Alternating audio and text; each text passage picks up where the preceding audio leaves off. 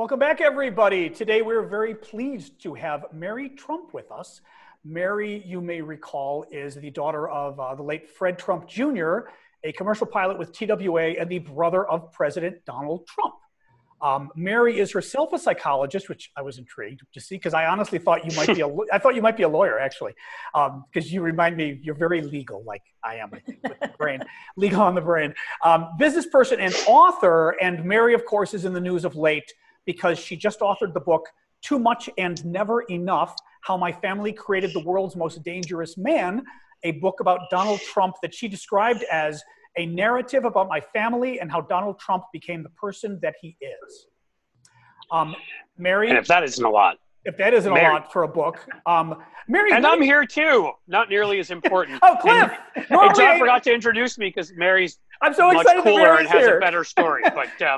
But yeah, I'm hanging out too, just for the hell of it. No, seriously, that guy is here too. Well, yeah, we're very conversive in our we talk and we're back and forth in our podcast. We're not very. I'm Cliff Schechter from No, I know. I've listened. I listened to your show. I know. Oh, thank you. Oh my gosh. Yes. And I listened because where's Sasha? Sasha's chewing her bone on the floor right now. Right. If I try to lean, I think my mic is going to come popping out, but she's very happy chewing, which is kind of a good thing because she's not like whining to go out. No, there's a reason my pets aren't in the room. So yeah, I've got four cats and they enter and exit, but they don't seem to have the sort of joie de vivre of John's dog. So, but first, we have a quick word from Omaha Steaks, if I may, and then we're going to jump right in with Mary. So, Mary, we start with the book. Yeah, we have to. Let me say, I think you have been a missing Trump. I did not know of your existence until the book came out. Right. I also had no idea that you were gay. I told Mary before the show on Twitter privately, I said, I saw the rainbow flag in your profile and I thought you were like one of these supportive straight people. Right. Because I thought I would have heard about it, which was great, but I thought I would have heard about it if there was like a gay Trump. And then I Googled and in all the stories it mentioned it and I went, wow. Yeah. Yeah. But I mean, you've been rather, I don't want to say reticent, but you've not really clamored on the Trump gravy train of fame, really, in your life. No, and that's by design. First of all, I've essentially been out of the family for about 20 years because I got disinherited. So that's a fairly subtle hint, right? That that I should go elsewhere. And even before that, I always felt I didn't really have a lot of in common with anybody in my family. I feel like in some ways I kind of took over my dad's role as the black sheep, and I'm just different. I wasn't interested in their lifestyle or. And they certainly were spectacularly incurious about my life. And, I just wanted a different way. I was interested in being an academic initially. And then obviously became a psychologist. Right. And that's around the time when, the disinheritance and the lawsuit happened. And I just never, even when I was actively in the family and things started getting complicated with the name, I never admitted the relationship, not because it had nothing to do with shame or anything.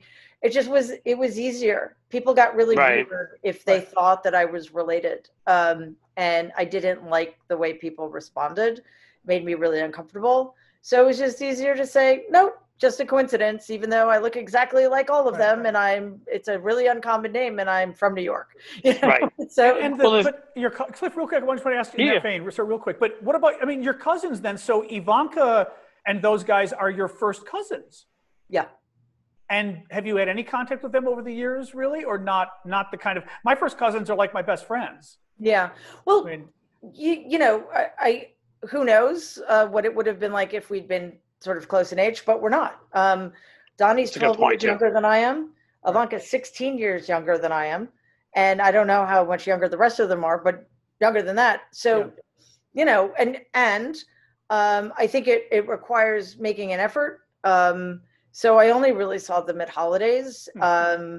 You know, and also when they were little, like I was in college, I was in grad school, I was living elsewhere. You know, I lived in Boston for a while. So, you know, it just we never really spent any kind of quality time together, and that's okay. You know, but so it's why I find it odd when people refer to the lack of relationship with them as a way to undermine anything else I have to say, when we were essentially in different generations. Yeah.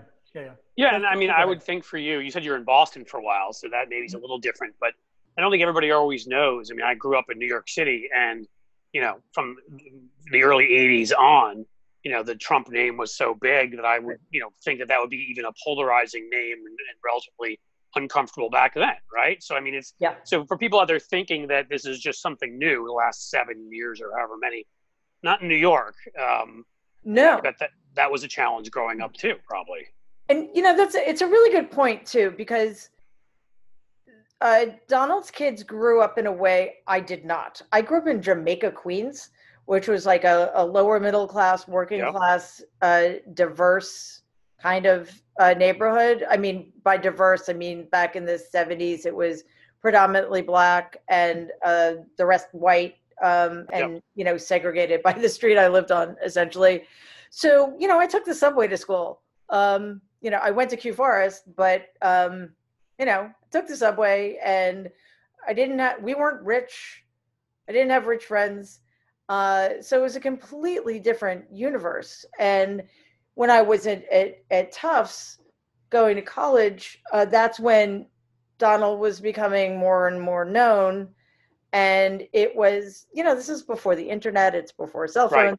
So it was really easy for me to opt out, because, you know, when I did hear anything, it was so unpleasant. Like when I heard about the Central Park Five, it's like, I don't want to know. I can't know this.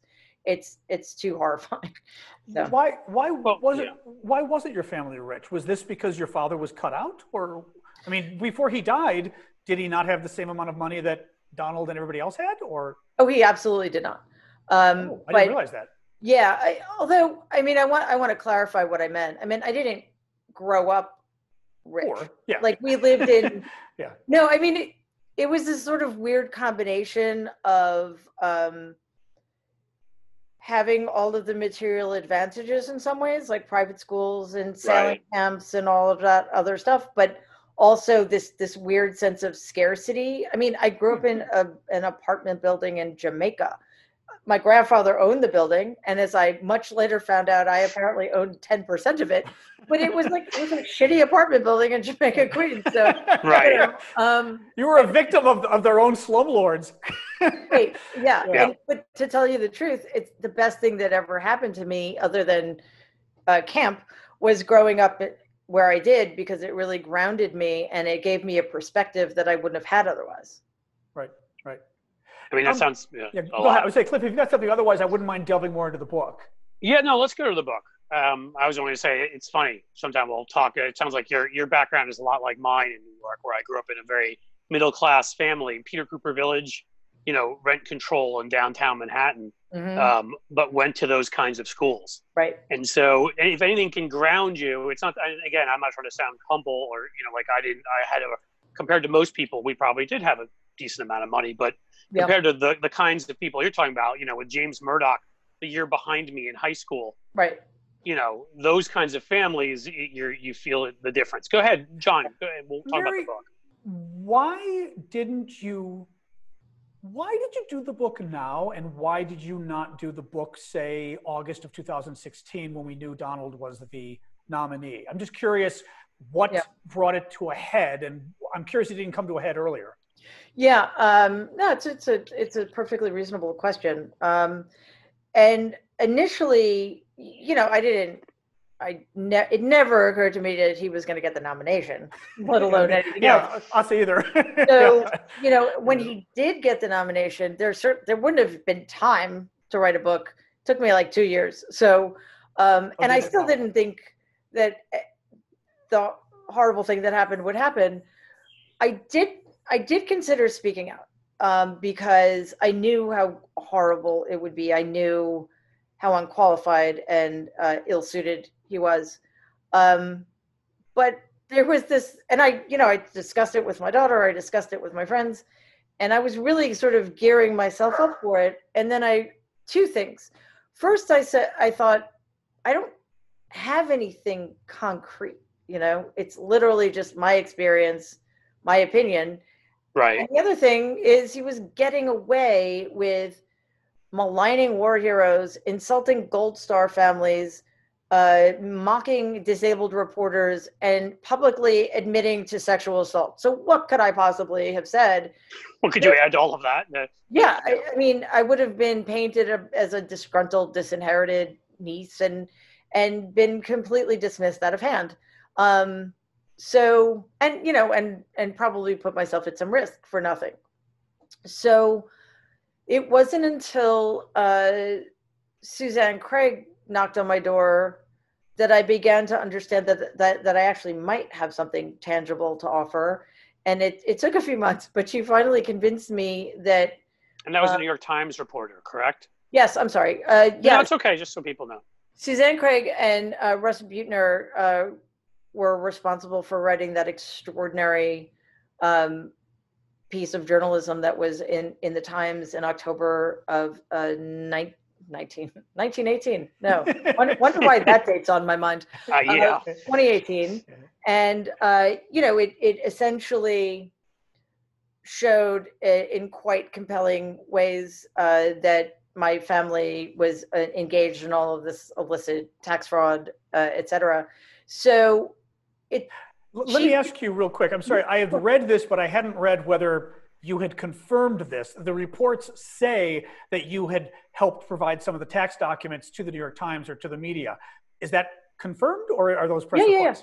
Okay, I wasn't sure. One of the things Suzanne did was remind me that I had the documents, from the lawsuit, because, the will we were contesting was written in 1990. So there's the 3-2 rule. Oh, Sasha. There she is. Hello. Mary had asked right before the show started where Sasha was. So she had, hi, you. Yes, you. So she was wandering, so I thought we'd say hi. Go ahead. Sorry. That was awesome. Thank you. So we got 3 years worth of documents on one side of the will and 2 sides on the other, and 2 years on the other. And these were all of my grandfather's personal taxes, checking account records, and the tax returns for every single property he owned. And there were over 4 dozen of them. And it turns out there were 30 boxes of documents that my lawyer still had. And he was only my lawyer for that. So I hadn't even been in touch with him. So first of all, Sue reminded me that I had these in my possession and they belonged to me. They were legally mine. And then she was able to convince me that they might actually provide material that would help them, as she put it, rewrite the financial history of the Trump family. So I thought, okay, well, that's something that is significant and might help. But things being the way they are, it didn't have the impact I think we had hoped it would have. Right. But at that time also I realized there would be no one single thing. It would be sort of a death by 1,000 lashes. And in talking things through and giving them context, I realized, well, there's a story to tell here. And I have this thing I've just done to fall back on if anybody accuses me of, just coming up with this idea to make a buck or, exact revenge. Right. So I started writing the book around then. And, the timing, honestly, so you decided very quickly, I don't interrupt, but you decided sort of after that article that you definitely wanted to write the book? Yeah, it might have even been before that because, in conversation with them, it became clear just that, I didn't know the details certainly, but that they were really onto something, first of all, and that I had really good stories. And because of my training as a clinical psychologist, I was able to put things in perspective that other people couldn't, also because of my access to the family when I was younger. All right, now let's get to psychology and Mary Trump. I have no segue, so we'll just go. No, that's great. Mary, I think one of the things that's been interesting to me has been, and I'm sure it's funny, you were probably watching silently since you weren't really weighing in 4 years ago, but over the last several years, we've had a lot of people weigh in about their assumptions about Donald Trump's psychology, the president, what's going on in his head. And it's been interesting to me when occasionally psychologists or psychiatrists would weigh in, but I'm really interested because you're a family member who knows them personally, who knows what their formation was like as they were young, and you're somebody trained to actually understand what makes people tick. So that's an incredible combination in terms of insight. Yeah. Right. Although I understand also that to a degree, you've got to be careful because you're not diagnosing him, so to speak, right? But what can you tell us about what makes Donald Trump tick, knowing personally and also knowing your experience in the field? Well, most importantly, and it should be obvious by now, his pathologies run very deep. They're very complex, and they're very long-standing. And what are pathologies, by the way? Well, term of art. I mean, what do you mean by? No, of course. Has no impulse control. It does not seem able to process information. He has very little ability to concentrate or focus, and he's incapable also of empathy or caring for other people. And if something isn't about him, Is it yours? I thought that was Cliff. I thought that was Cliff. So cute. I thought I heard that kitty earlier. That kitty's adorable. Donald Trump is at her heels screaming as she's talking. Right. Oh my. That's so cute. She can bring her hour. Obviously, there's no problem. To you. Obviously, we have no problem showcasing our pets. Clearly. Well, if he jumps up on me, I will. But I'm afraid I don't want him to knock the computer off. Anyway, he's so he's been so inculcated to be the winning all the time, right? Like that's his metric. Because in my family, everything was a zero-sum game. If you weren't winning, you were losing. And if you were losing, you were expendable, right? So in every moment, like that's right now, especially because of the pressure he's under and because he's so unfit and so unprepared and so, incompetent. The stress he's under is sort of also creating this sense, not only in the moment that he has to be winning, but also in the moment he needs to protect himself and everybody else from figuring out that he's really not who he's claimed to be his whole life. So he knows it deep down. Very deep down, yeah. And it drives him in a way that should concern everybody. What's his biggest flaw? Is it just is there a basic insecurity? No, but I mean, is there? I don't mean it's like a job interview. What's your biggest flaw, Mary? No, what's his? Is it a root insecurity? What is it at his core that's the most tragic part of his soul that's influencing everything? I almost get insecurity out of him as being. Oh my gosh, he's deeply insecure. Probably the most the thing that drives him most is fear. He grew up, when he was very young, 2.5, which is one of the most critical developmental periods of a child's life. His mother was absent because she got very ill and wasn't around for 6 months to a year. And there was nobody to take her place. So my grandfather, who was a sociopath, certainly wasn't going to do it. And he lived with this sense of abandonment and uncertainty and fear. And it made him develop these defense mechanisms that over time kind of made it difficult on the one hand for him to read social cues, but also partially because of that, made him really difficult to like and almost impossible to love, right? And that's when you say your grandfather was a sociopath, I saw that quoted elsewhere. What do you mean by that?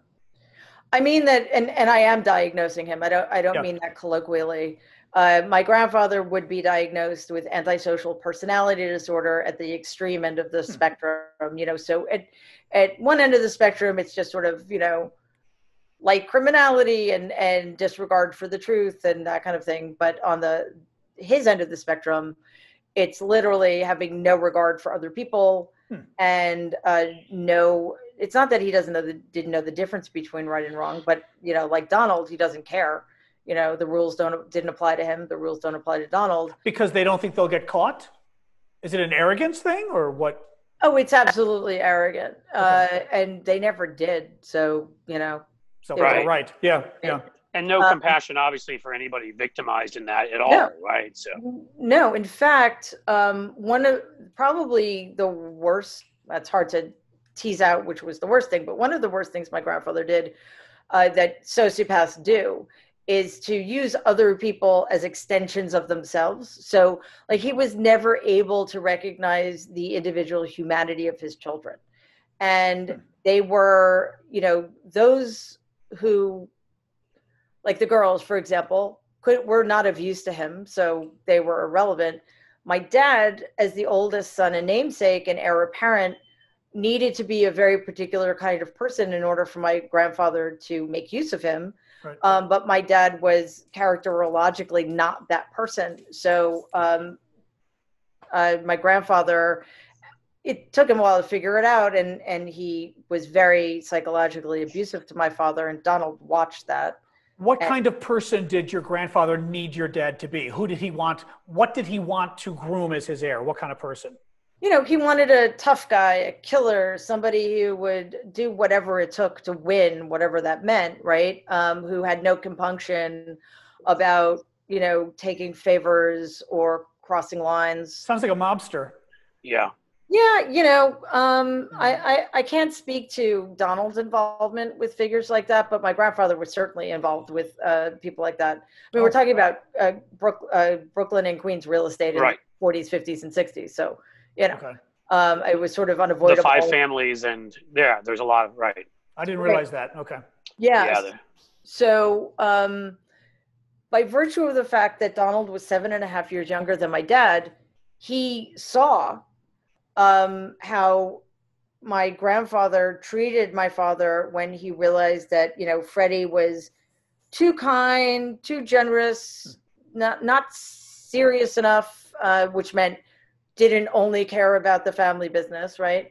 And he watched how my grandfather just humiliated my father, made his life miserable, and ultimately dismantled him.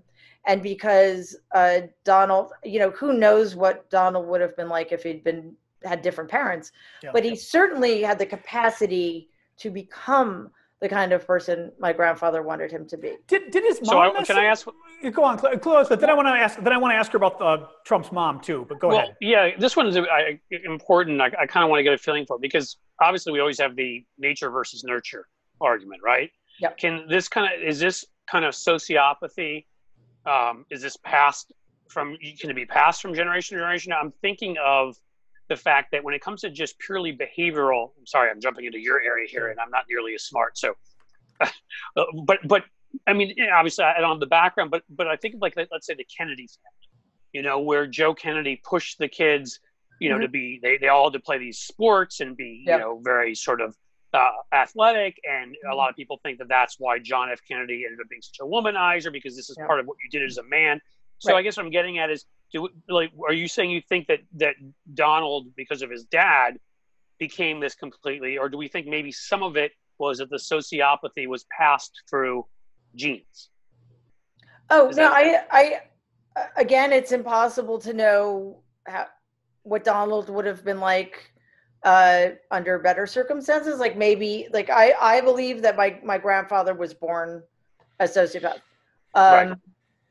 There's no evidence to suggest that he had any redeeming characteristics as a human being. I had seen evidence to suggest that, Donald did have some impulses towards kindness, but they had been so perverted by my grandfather's view of kindness as weakness that he was just never able to nurture them in any way, because he had never really been nurtured in any way. So I think it's the way I see it with him, it was more nurture than nature. But again, No, I'm just asking opinion. I know obviously it's impossible to know. And I actually I don't know what the statistics are. I don't believe that, it's not rare sociopathy, but I don't know that it has the same degree of genetic components as something like schizophrenia or alcoholism do. But it's actually, I should probably check into that. But I was just wondering. I had no idea. Yeah. I've got my glasses on for a reason, because we have one final ad we've got to do. I always feel bad telling folks this, but it's the way it is. Quick ad, and then we're going to continue with this, because I also wanted to ask about Donald Trump's mother that people don't talk about, and hard to imagine moms don't influence you as well. Did Mary, Trump's mother was Mary, correct? Yeah. So were you named after her? Yeah, there are like 3 names in my family, and I was also named after my other grandmother, who was Mary. So it's very annoying. Okay. What was she like? Because it's funny, not knowing a lot about the Trump family. I did notice at the very beginning, I was one of the first people to pick up on this. Trump had a picture of his father, but not his mother, I believe, behind him on the desk. That's right. Or was it vice versa? It was one or the other. His dad. His dad. There was, because we were all commenting how there's like not only no family photos, like your kids, or your wife, but not even your mom. Yeah. But I'm kind of curious now. I had read her background. My friend Damien always reminds me. He goes, she was a maid, but she came here as basically domestic help from Ireland, Scotland. I'm sorry, Scotland. But what was she like? Did she have any good influence on him, or was she part of the problem, or was she non-existent because this was a family where the sociopath dad did everything? Oh, she was a huge part of the problem. First of all, I mean, the first way in which she was a problem was not her fault. She got ill. She had serious postpartum complications after my Uncle Robert was born, and he's about 1.5 years younger than Donald. So when Rob was 9 months old and Donald was 2.5, my grandmother got extremely ill and needed several surgeries, and she was just in and out of the hospital and unavailable to all of her children for almost a year. So that loss of his primary attachment figure was devastating. And as I said earlier, especially since nobody took her place in the interim. But I think, what made that situation even worse is that when she did recover to the extent that she did, she didn't do enough or anything to heal the rifts that had been created between her and Donald. The other thing is that even for the 40s and 50s, my family was really strictly divided along gender lines. My grandmother went back to her village in Scotland almost every year, and I think with one exception, she only took my aunts. My dad never went with her. I think Donald may have gone once when he was very young. So, they were excluded from that. And then probably the final betrayal was when Donald got sent away to the New York Military Academy in 8th grade, and my grandmother didn't put up a fight and told me many years later that she was actually relieved to have him gone. Why relieved? Because he was awful. He already was causing trouble. He was in trouble at school. He was a bully. He was getting into physical fights. He never listened to her. He didn't respect her. And, she was a total slob, and he drove her crazy.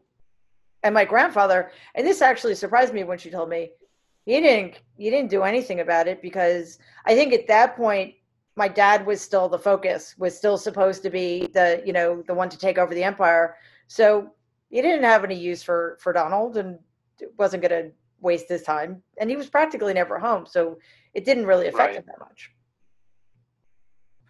Cliff, I didn't want to keep asking if you had anything to jump in on, because I had another idea. Go with this. I've got other things, but I don't want to change topic yet. So go ahead. Well, no, mine is changing. I wanted to get a little bit into Ivanka and the other cousins. Go for it. I've got a few things coming up. Go for it. And again, Mary, I think I've seen some mention in the stories of the other interviews you've done You talking about the, your cousins, Donald Trump's kids, but I wanted to maybe ask you a little bit about it as well. One thing that's been interesting to me is I can understand and actually think it's a good idea of what they're doing to keep Barron out of the press, right? He's a high school kid, just like the Clintons and the I'm trying to think, Jimmy Carter and everybody else before him, the Obamas. You really want to keep the kids out of the press, especially at that age. Great idea. They're teenagers. But I get the feeling that sometimes even I forget that Donald Trump has more than 3 kids. It seems like he's got Ivanka, he's got Don Jr., and then maybe 3/5 of a kid in the blonde one. And then Tiffany doesn't even exist. And maybe that's Tiffany's choice, but she doesn't even exist. And so first of all, I feel like he's got 3 kids. Second of all, you never see family with him. I remember when we had the government shutdown and Trump had to stay in Washington, I was home with my mom and we both noticed it. And I went, Mom, there's pictures they're all in Florida celebrating New Year's. He's in DC. And she said, well, the one grandkids are Jewish. I said, okay, the one grandkids are Jewish, but the other ones aren't. This was Christmas for them. They're not with their grandpa, and grandpa had to stay. In my family, grandpa's got to stay. The whole family stays. It's Christmas. Right. But that's not a Trump family value, apparently. I mean, what's the deal with these, with the whole gang of them? The kids, I mean, not just him. It feels dysfunctional to me. Yeah. I make you laugh on that one, yeah. Yeah. I don't, it's interesting because when, with my grandparents, there was a lot of standing on ceremony. You went to their house for Thanksgiving and Christmas. We always did Mother's Day and Father's Day and my grandfather's birthday and my grandmother's birthday. These were at Easter. These were required appearances. Right. When I was a kid, I actually had other grandparents. And on a couple of occasions, we went down to Florida to visit them for Christmas and just didn't get Christmas presents, which, if you read the book about Christmas, you'll understand that wasn't a tragedy for me, but it was pretty weird, right? So what's weird is that doesn't happen. And it almost feels like after my grandparents died, they were kind of free of each other, right? The siblings. And I don't think I'm speculating. I don't think it matters to Donald that they're together, they're not together. He's not, if he has his phone and his TV and golf, or, if he's somewhere where he's getting attention from people, it doesn't really matter. There's no sense of, I just don't get a strong sense of family from the man in every way. And I think it's reciprocal. If they cared about him, they wouldn't let him stay in the Oval Office for one more second. Why? Because he's so, he seems deeply unhappy. He's completely out of his depths. The distance between his incompetence and the competence needed to do his job is, I don't know, light years across. Yeah. And what is he getting out of it? I mean, he's deteriorating. So there's. I was just going to ask: is the job? I was going to ask you: is he deteriorating? And if you believe he is, what you just said, is it the job, or is it just his age and psychoses or whatever just get worse as you get older, or is the job causing part of the harm? You think? Yeah, and I want to be specific about what I mean by deteriorating in a second, but I've heard people say, "Oh my God, he's so much worse." In some ways, no, he's exactly the same. The only thing that's changed is the context.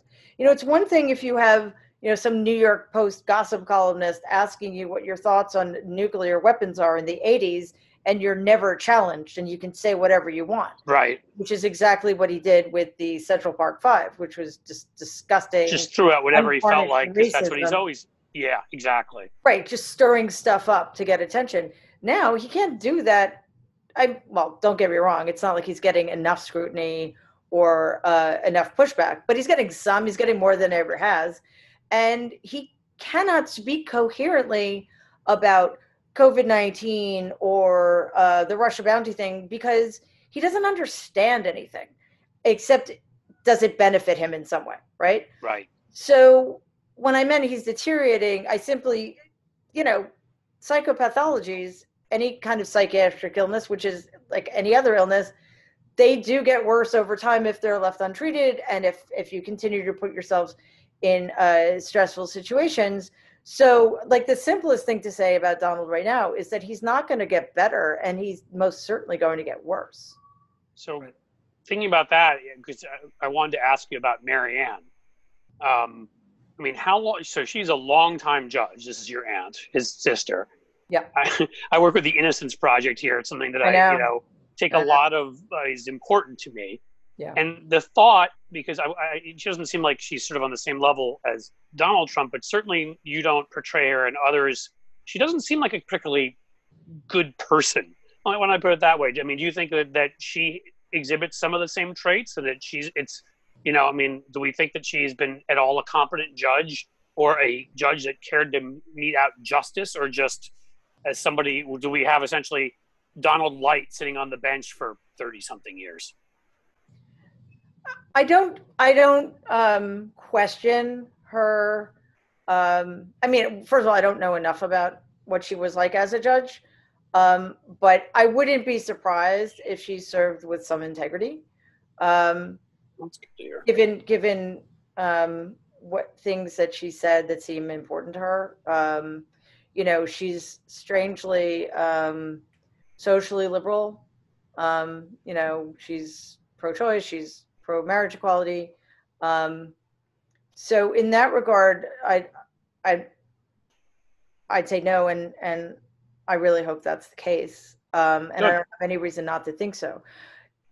On the other hand, like as a human being, in some ways she's much smarter than Donald, and she actually has a good sense of humor and knows how to laugh.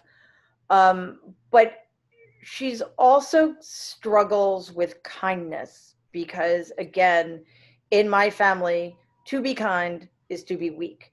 And, if you have ever heard Donald talk about my father, he says 3 things. First of all, he makes sure everybody knows he was an alcoholic. He says he was handsome, which he really was. And he says he was kind, but he says it as if that's an insult, right?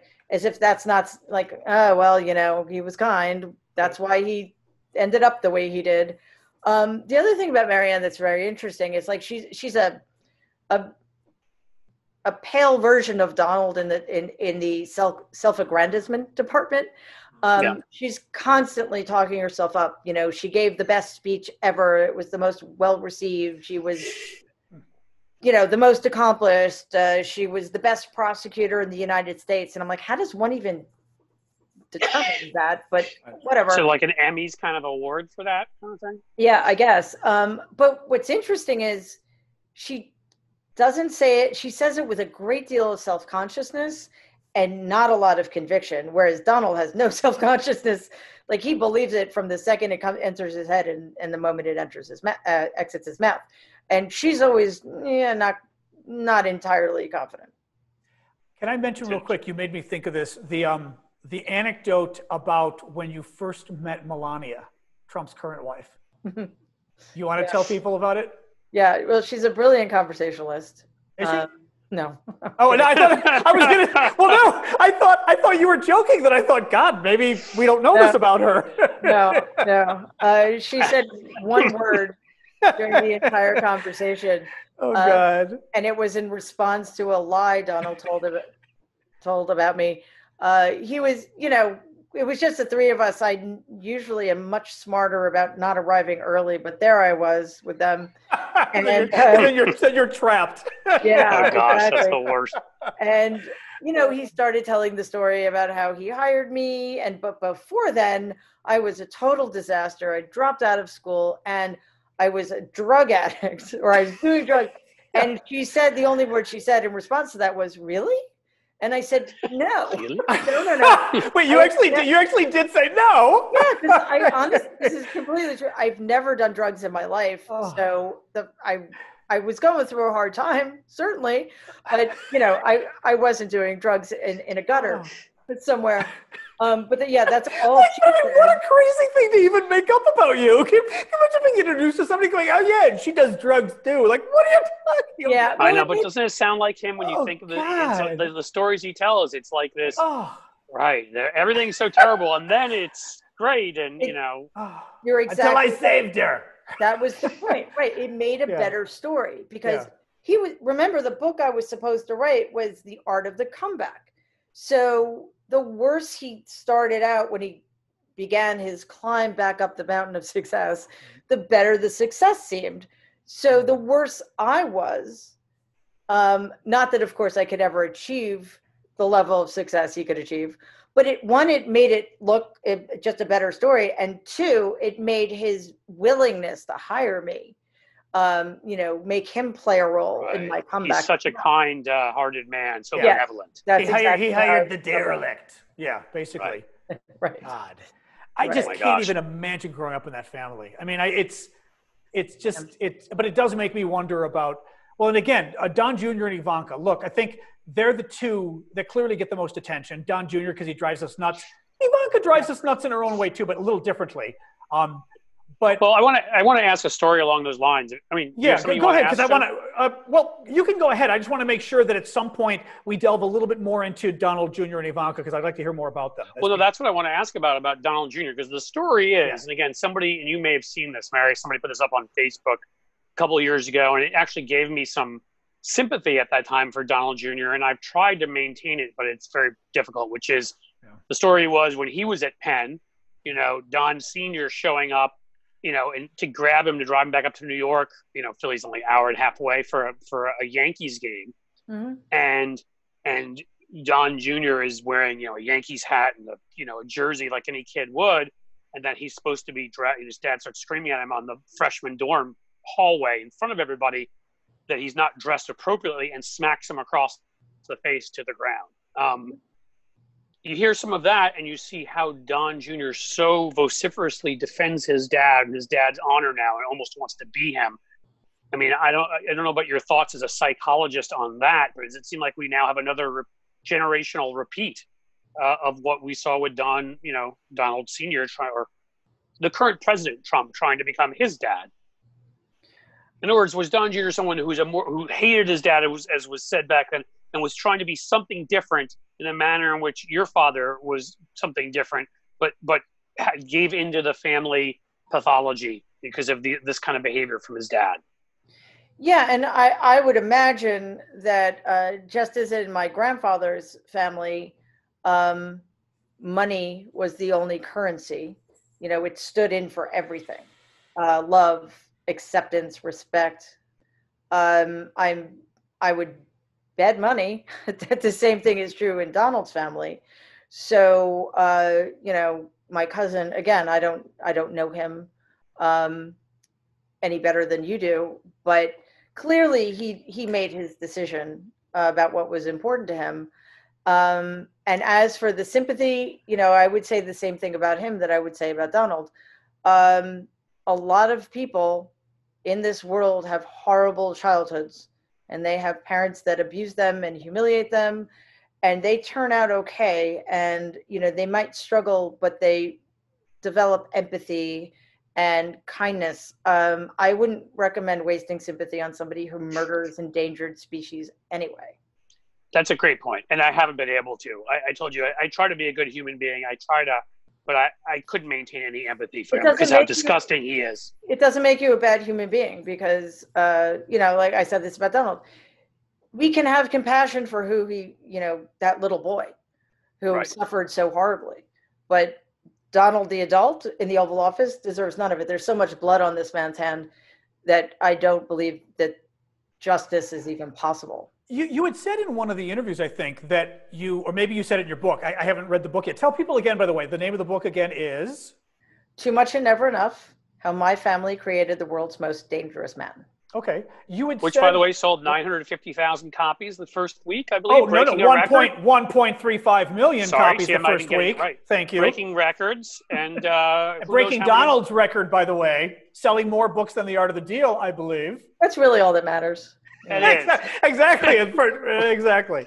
No, but Yeah, go on, ahead, Cliff. John. No, I forgot. Shoot, Cliff and I always do this to each other. I forgot that I was in the middle of asking you a question. I don't know. I'm sorry. That's okay. Well, no, how many books how many copies has it sold as of this moment? I don't know. Look at you. You're so not Trump. I was going to say, that's such a non-Trump answer. I mean. Are you sure you're a Trump? Unfortunately, I am. But what I'll say is, look, don't get me wrong. It's awesome. And it's really nice. But honestly, it's much more gratifying to me how it's being received, how it's landing, because I wrote this book, which was not a pleasant experience, so that it would make a difference. I didn't know how much of a difference. I didn't know what form it would take, but I feel like it actually might, and that's the most important thing. It just is. So yeah, the sales are great. I totally respect that. It's incredible. It's sold a lot, but I know you wrote it for the right reasons, which is. Oh, I know what I was going to ask you. You got me thinking the way you were talking. You mentioned previously, as I read in the articles, and you just hinted at it right here, that previously you had sympathy for Donald Trump and now you kind of don't. But I was curious, what possibly, or was it just his mother not being there for him? What could make someone have sympathy for him? What was it that happened? Or well, it's interesting to say about him that somebody sympathizes for or empathizes for him. Well, first of all, I'm his niece, so I wasn't privy to a lot of the horrible things he was doing. You know, when he was in his 20s and 30s and 40s, I didn't know. I had no idea. And why would I? So it's not like I followed him in the tabloids or anything. And then as a trained clinical psychologist, I have some insight into the things he suffered from and realize on some level, he made certain choices as a way to survive. But when I started understanding just how horrible he's been, how racist, how misogynistic, how abusive, and then when he started enacting policies that were affecting not just individuals, but millions of people, starting with the Muslim ban through to the situation at the border, which is ongoing and horrific, kicking transgender troops out of the military. It's like enough already. He doesn't deserve, so many other people deserve my compassion and empathy, and he no longer does. He's crossed way too many lines, and he's not asking for it. He's not contrite, and he's going to keep doing what he's doing regardless. What would you say to him if you were able to encounter him at an event or anything right now? Well, I guess public or private, it's up to you. But if you actually could talk to him, would you arrived way too early at a party again sometime. Yeah, exactly. We're stuck with him and Melania, and she only uttered 2 or 3 words, so you didn't really have to talk to her anyhow. But I mean, is it not even worth it because you'd feel like I can't get any sense of closure because he's just so bad? Yeah, I said in one interview that I would say resign, but that would be pointless because he wouldn't do it. He's just not going to listen to me. And yeah, there's nothing to say that would make a difference. What is he going to do? Tell me stories about my dad? He never has. Right. Why would he start now? He's way too trapped in his own narrative, and still believes far too powerfully in his revisionist history for me to get anything worth hearing from him. You've seen the Lincoln Project ads, I assume, which are the Rick Wilson and John Weaver, a number of Stuart Stevens, I believe, a number of people are working on the project. But it's basically Republican never Trumpers, to use the word, and they've been doing some very powerful ads. But I get the impression from their ads that a lot of what it is psychological warfare directed at Trump himself to sort of get him off his game, make him even more edgy, more nervous. I'm curious, from your perspective, knowing him and also professionally, what would get Donald Trump's goat the most? What kind of an attack, what kind of a criticism would be the most upsetting to him? Well, I'd like to think that my book outselling his in a week when it took his 30 years. It's true, yeah. But I have a feeling that's bothering him. Oh, I'm sure that drives him nuts, yeah. Probably. And you're a woman, just to boot. Yes, of course. Ooh, Yeah, yeah. absolutely. I think, having it pointed out that he's never been successful, that he doesn't have nearly the amount of money that he claims to have, hammering away at those things. And I understand their strategy, and I think it is a necessary strategy, because from now until election day, we just need to pile on. It's dangerous because it's going to make him worse. And he will lash out, and we need to be careful, but there's no other alternative. Either we need to push him past a point that's acceptable for his fellow Republicans, or we need just to put him in a position where other people understand, the danger we're in and the danger he poses. I have been saying this somebody's getting a call. You know what, guys? Do you have a 5 o'clock you got to take? I'm so sorry. That's okay. Oh, that's okay. Mary, this has been almost an hour. It's been amazing. People, buy your book. I'll tell people the name of your book again. We'll tell people more about it. We'll tell more about the book when you sign off. You've been fabulous. Thank you so much. Guys. Thank you so much. Love you. Bye. Bye-bye. Right, we're big fans. Bye. Hello? She's gonna. Oh, I'm going to remove you. Sorry about that. I have no idea. Mary. Bye, Mary. Bye.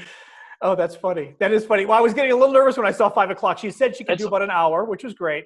We're going to have to be like, and we had one of the funniest endings ever to one of our shows. Actually, that is true. Well, it was the Skype incoming So call. for future guests, if you want to get off the show and you're on with us, you're like, I'm stuck here. Play the Skype music in the background. Exactly.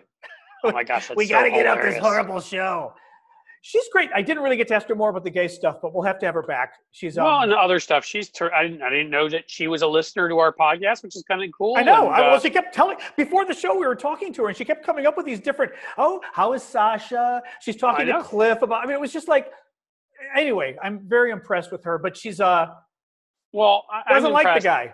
Doesn't like. I mean, obviously, look, I have to be a huge fan because of what she's doing in general, but I'd never talked to her before this, and I was very impressed with her. I mean, she's thoughtful. She kind of has it all together. And, this is not easy.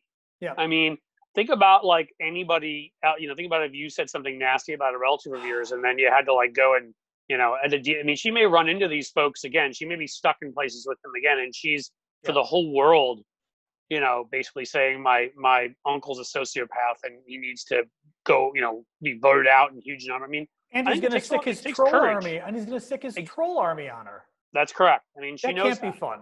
Yeah. He already has attacked her on his Twitter account, which has a lot of obviously followers. Yeah. And there will be more as more her books talked about. But did you take anything from that? I'm curious as to like what in that interview, if anything, stood out to you. I was actually really interested in the fact that she traced it all back to the grandfather. Yeah. I always did think it was the mom. It's interesting. I didn't realize the dad had done that much damage. Me either. I also thought that she would, there would be more that, in a way, just Donald is this freakish accident of human nature. He's just this sociopath narcissist that hates other people. But it seems like she really takes it as she thinks that when he was born initially, a lot of it was that his mom wasn't there, that his dad was a sociopath and didn't take care of him, and that there actually was potentially some kindness there. And again, that doesn't mean, as she said, we should have any sympathy for him. I'm long past, not that I don't know that I ever had any sympathy for him. Initially, when I heard that story about him slapping the crap out of his son in front of I felt bad for Don Jr. if it's true. But now with the stuff that Don Jr. says to people on Twitter and the stuff he pushes, I'm way past that. Yep. So no, I found that interesting. And how sort of just, matter of fact she was about stuff. I mean, again, like she's not someone, he'll portray her as this, disgruntled member of the family who's angry and whatever, and you just don't sense any of that, right? There's no anger in anything she was saying. Actually, she was analyzing. That's fascinating that you just said that, because I hadn't even really picked up on it. You're right. She wasn't embittered. Didn't come off like that at all. Basically, she just sort of, these people gave up on her 20 years ago or 40 years ago, because it was the early 80s that her father died. Almost 40 years ago, her father died. She's about 56 now. She was 16 at the time. That they gave up on her then, and they're kind of dead to her, basically. Yeah. And she went and she made her own way. Yeah. I mean, she had something she was really interested in. She got a PhD. Is out there doing good. Oh, and now she's got a book that's selling gazillions. But again, like her dad. I mean, I knew that things had kind of run in with the dad in the family, but he basically went and became a pilot at TWA, And they were like, "You're nuts." And also, the irony too is, that family. I mean, the irony too a is lot they of people would probably. consider. Yeah, go ahead. Sorry. No, I was going to say they probably treated the dad like it was lowly to be a pilot. Again, when Trump's mom was a domestic servant who came in from Scotland, immigrated and had nothing, which is great. I mean, good for her. But being a pilot for a major airline is actually a pretty prestigious. They're not easy jobs to get. Well, but Dad wanted him to be a scion of business, and you know what? As a pilot, you can't go and hurt people. Quite the opposite. Right. It's almost, the only thing worse would have been a doctor, which is kind of what Mary became. She's actually helping people. That's the only thing worse than not hurting them is helping them to a Trumper, right? No, that's a great point. Although, what a family. I don't know what else to say. I mean, I also was going to talk to her. It's the weird connections, that she brought up before we went on. I've talked about before my mom going to the same school that Donald was at. I mean, they were a number of years apart, that kind of thing and whatever. I just, her story, everything about it to me is familiar, let's say. With some of the people I was around, and not to say they're just in New York. They're here in Cincinnati and they're in Chicago where you grew up, and they're everywhere. Yep. But like that sort of elite set who just, it breeds, not all. I don't want to act like anybody just with that money is a bad person, that kind of money. But it definitely, in some people, breeds sociopathy in a way. Like they don't need to care about anybody else, and it becomes about gathering resources. Who has more, Well, I mean, the fact that she is, at least when we talk to her, seems so incredibly has it together is frankly amazing. And you consider the family. Yeah. And I'll say this too, and growing up gay, because that ain't easy, And apparently her grandmother had made a comment about faggots at some point. She was quoted as saying, and that's when she decided there's no freaking way I'm coming out to this family. And so she got married a woman. Got divorced, so she's divorced now, has a kid.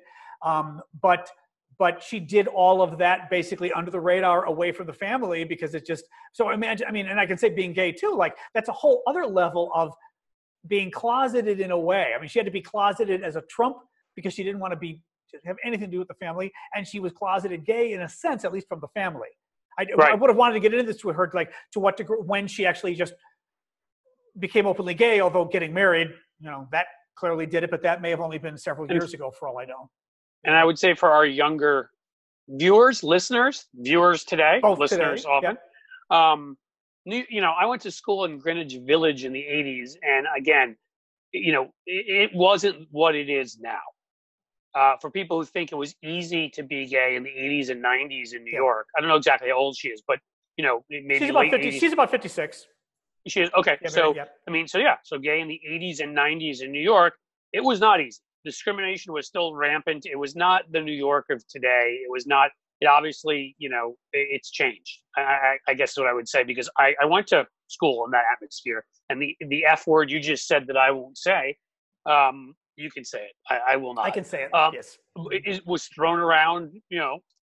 That was a regular insult for anybody, it just was thrown around very easily with reckless abandon. Anything as a guy, I could speak to the male experience more than the female experience that people considered feminine, and boom, you were hit with that. It was not progressive in that way. It's become that way, thankfully, but it wasn't. So, you're right. That took courage too, and that was not an easy thing to navigate at that period of time in New York. Yep. No, I really enjoyed it. I felt like we were talking to a friend. It was really I liked her. I guess that's almost the best way of putting it. Humor too. Yeah, right. Actually, you're right. Funnier than I expected, but it was like, actually before the show, we must have gone on for 10 minutes because finally Cliff was like, "Oh God, we've got to stop her. John's going to kill us," because we're doing all the good stuff before the show. But we just, it was like Chatterbox fun with an old friend I just met. Yeah, that was my impression. Those are always the ones I really enjoy. That I think we've done a couple of those lately. Yeah. I will say this. If I meet one more person who lives in New York after I left New York, I'm going to scream. I keep meeting all these, in the last couple of years, I've met all these cool people. I'm like, Molly Jungfast, again. Yes. Lives in New York City. I'm like, why didn't I know you when I lived there? You could have gone up and seen Malcolm in Hudson, which isn't too far away, and what do you do? I'll be back. You'll be okay. We'll be able to travel again someday. When we're past the damn in a pandemic. year and a half after I get a vaccine. I will say in one way, I want to come back to talking about, as we get closer, the pandemic and some of the things we haven't talked about. I mean, I'll say this quickly, John. I know you're not a baseball fan. I am, but felt strongly that as much as I missed baseball, they should not come back. Nobody should be coming back and sharing locker rooms with COVID. And today was announced the Miami Marlins, the team has something like 12 players and coaches with a huge outbreak of COVID. Oh. I bring that up because that's a shame and terrible for them. And now they're going to shut down a bunch of But it also games. shows that all of them coming together just to practice are sharing it. Right. Well, and so what I'm saying is, most likely. when they're telling me my kids in 3 weeks are supposed to go back to school, no fucking what. I mean, Yeah.